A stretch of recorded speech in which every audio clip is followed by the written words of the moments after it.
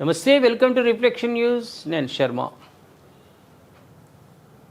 3 ఉచిత సిలిండర్లు, మహిళలకు 2000, భాజపా మేనిఫెస్టో. ఇక్కడ ఎంత విచిత్రం అంటే, కేంద్రంలో నరేంద్ర మోదీ అధికారంలోకి వచ్చిన తర్వాత ఉచితాలకు మేము దూరమని స్టేట్మెంట్ ఇచ్చింది బీజేపీ. ప్రజా అవసరాల కోసం మేము చేద్దాం కానీ అనవసరంగా ఉచితాలు ఇచ్చి దేశ ఖజానాకు గండి కొట్టొద్దు, అది పద్ధతి కాదు అది అని చెప్పారు. ఇప్పుడు ఏమైందంటే, తోటోడు తొడగోసుకుంటే మేము మెడగోసుకుంటాం అన్నట్టు బీజేపీ రంగంలో దిగుతున్నది. ఇక మేము ఈ బండ్లు ఇస్తాం, బ్యాటరీ బండ్లు, మేము 2000 పెన్షన్లు ఇస్తాం, మీ పండుగలకు సిలిండర్లు ఇస్తాం, ఫ్రీ ఫ్రీ ఫ్రీ. ఇక బీజేపీ కూడా రంగంలో దిగింది. ఎందుకంటే గెలవాలి కదా, మరిగా రాష్ట్రాలలో గెలవాలి. రేపు కేంద్ర పాలసీ కూడా అదే అవుతుంది. ఇవాళ ఒక రాష్ట్రంలో ఇస్తే దేశమంతా రాష్ట్రాలలో ఊరుకుంటారా? మాకు కూడా ఇవ్వమంటారు. బీజేపీ సెంట్రల్ పార్టీ, అది తెలుగు ఓన్లీ ప్రాంతీయ పార్టీ కాదు. వాళ్ళు ఏది మాట్లాడినా దేశానికి చెందుతుంది. ఊరుకుంటారా మిగతా రాష్ట్రాలలో? మాకు కూడా సిలిండర్లు. అదే బీజేపీ గవర్నమెంట్ ఫామ్ అయిందనుకో వేరే రాష్ట్రాలలో, వాళ్ళు కూడా ఇవ్వమంటారు. అందరూ అడుగుతారు. అంటే ఉచితాలకు వెళ్ళు స్వస్తి చెప్పిరిగా అనుకున్నాం. ఇప్పుడు ఉచితాలే వీళ్ళకి స్వాగతిస్తున్నారు. ఇక రెడ్ కార్పెట్ పరిచారు బీజేపీ వాళ్ళు కూడా. అవి మీకు ఏమైంది? మీరు అప్పుడు చెప్పినది ఏమైంది? అప్పుడు చెప్పిన నీతులు ఏమైనాయి? శ్రీరంగ నీతులన్నీ మళ్ళీ ఖజానాకు గండి కొట్టుడే. ముఖ్యమంత్రి అయినా, ఏం ఎమ్మెల్యేలు అయినా, మినిస్టర్లు అయినా వాళ్ళేమి ఇళ్ళ నుంచి ఇయ్యరు, వాళ్ళ ఫామ్ హౌస్లు అమ్మరు, పెంచుకుంటారు. కానీ మన పైసా మనం ట్యాక్స్ రూపంలో కట్టినాయి, ఇగో ఇట్లా పోతాయి ఉచితాలు. తమిళనాడులో అసెంబ్లీ ఎన్నికల వేళ ప్రధాన పార్టీలు ఎన్నికల హామీలను విడుదల చేసే పనిలో నిమగ్నమయ్యాయి. తాజాగా భాజపా కూడా ఎన్నికల మేనిఫెస్టో విడుదల చేసింది. మహిళలకు నెలకు 2000, తమిళనాడు మహిళలకు ఆర్థిక సాయం కింద ప్రతి ఇంటికి ఒకేసారి 10,000 రూపాయలు. పొంగల్, దీపావళి, తమిళ కొత్త సంవత్సరం, మనకు ఉగాదిలాగా వాళ్ళ కొత్త సంవత్సరం రోజున ఉచితంగా ఎల్పిజి సిలిండర్లు తదితర హామీలను మేనిఫెస్టోలో పేర్కొంది. తమిళనాడు భాజపా నేతల సమక్షంలో కేంద్ర మంత్రి జేపీ నడ్డా దీనిని విడుదల చేసిండు. సెంట్రల్ మినిస్టర్ ప్రతి కుటుంబంలో మహిళా పెద్దకు నెలకు 2000 ఆర్థిక సాయం, ఏడాదికి 3 ఉచిత ఎల్పిజి సిలిండర్లు, పొంగల్, దీపావళి, తమిళ సంవత్సరం కొత్త సంవత్సరం ఆర్థిక సాయం కింద ప్రతి ఇంటికి ఒకేసారి 10,000. మరి ఏడాదికి ఇస్తారా?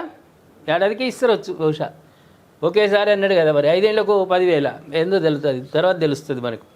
మహిళలకు ఈ స్కూటర్లు కొనుగోలుపై 25,000 రాయితీ, బ్యాటరీ ఎలక్ట్రిక్ స్కూటర్ల మీద. జల్లికట్టు ఎద్దులను పెంచే వారికి నెలకు 2,000 సాయం. జల్లికట్టు నిషేధించాలి అనే సుప్రీంకోర్టు కూడా అన్నది. దానితో ప్రాణాలు పోతున్నాయి. వాళ్ళకంటే ఇప్పుడు ప్రోత్సాహంగా 2,000. అక్కడ ఏంటంటే వాళ్ళు ఊరుకోరు. తమిళనాడు వాళ్ళు నువ్వు పథకాలు ఇవ్వకున్నా సరే కానీ జల్లికట్టు మాత్రం మేము చేసుకుంటామనే స్థితిలో ఉన్నారు వాళ్ళు. జల్లికట్టులో పోటీపడి మరణించిన వారి కుటుంబాలకు 10 లక్షల ఎక్స్గ్రేషియా. మహిళలకు 8,000 విలువైన కూపన్, టీవీ వంటి గృహోపకరణాలు కొనుక్కోవడం లేదా మార్చుకోవడానికి ఎక్స్చేంజ్ ఆఫర్లు కూడా ఇస్తుంది బీజేపీ. తొలిసారి ఇల్లు కొనుగోలు చేసే మహిళకు 3% స్టాంపు డ్యూటీ రాయితీ. రాష్ట్ర వ్యాప్తంగా పాఠశాలలు, విశ్వవిద్యాలయాల్లో సీసీటీవీ కెమెరాలు ఏర్పాటు. రాష్ట్రంలోని ప్రధాన దేవాలయాల్లో స్థానిక నివాసితుల కోసం ప్రతిరోజు 2 గంటల దర్శన సమయం. పెద్ద పెద్ద దేవాలయాలు చుట్టూరా ఉన్నటువంటి గ్రామాలు ఉంటారు కదా లోకల్ వాళ్ళు, స్థానికులకు, వాళ్ళకి ప్రత్యేకంగా దర్శనాలు కేటాయింపు వంటి హామీలు ప్రకటించారు.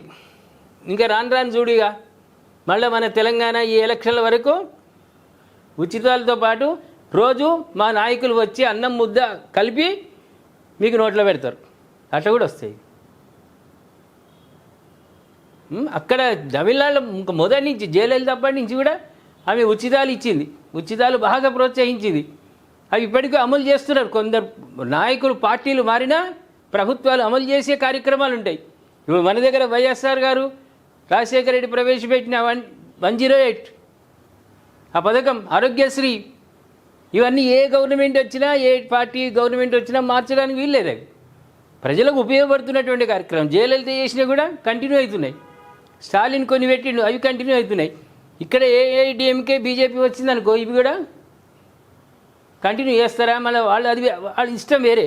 దీనివల్ల పెద్ద ప్రయోజనం ఏం లేదు. ఇవి ఈ 2000 అంటే అలవాటు అయింది కాబట్టి ఇప్పుడు ఆధార్ కార్డు మనకు ఫ్రీ బస్ కాంగ్రెస్ పెట్టింది.